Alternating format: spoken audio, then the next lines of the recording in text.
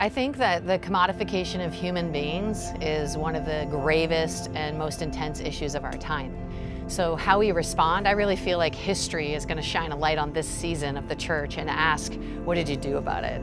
So I feel like this is a time where the church has an answer of the sacredness of humanity, that every life matters to God because everyone was created with the sacred image of God inside of them. And so to acknowledge that, to recognize that, means that we have to fight things like slavery and trafficking and injustice. I helped launch a department for the Salvation Army called SA Justice.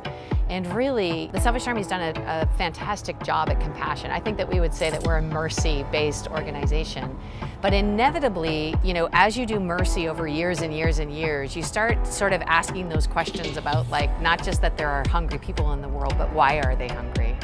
And the justice framework, really social justice, is sort of asking those questions, like kind of deeper questions about where this injustice is coming from. Why are people hungry? Like, why do we have to do soup lines? Why are we having to build hostels for homeless people?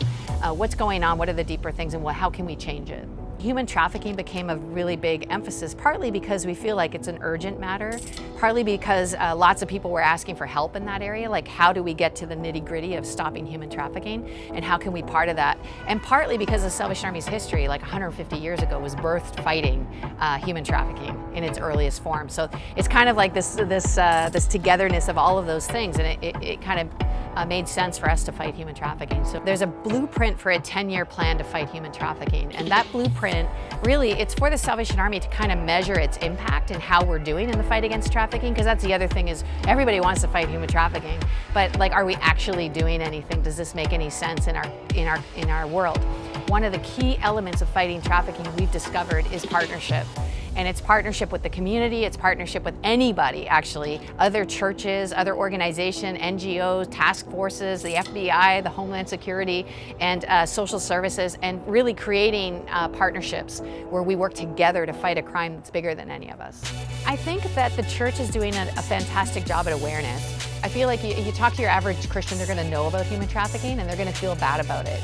And that actually isn't a bad place to start. It's not a good place to finish. And sometimes, the work of actually getting to ending human trafficking is hard, so we finish at the I feel bad about it, maybe give some money and call it a day. But the strategy work, that's, I think, where we're needing some help, the actual mobilization of people. One of the things we're most excited about is this thing called Brave Global. And Brave is this campaign to mobilize churches to reach vulnerable girls before they're trafficked.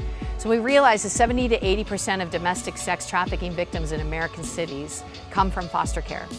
So at one sense you're like, whoa, that's crazy. It's sort of like paralyzing information. But on another end, it's really exciting because we know their names. And we had this kind of idea, like, if exploiters can target vulnerable girls for exploitation, why can't the church target vulnerable girls for redemption? And of course we can. And so that's kind of this Brave strategy. It's a church-based strategy. So the idea is mobilize the whole church, where churches create catalytic events in partnership with the local community to actually gather the girls at risk of trafficking and saying, hey, we think that you're the solution and not the problem.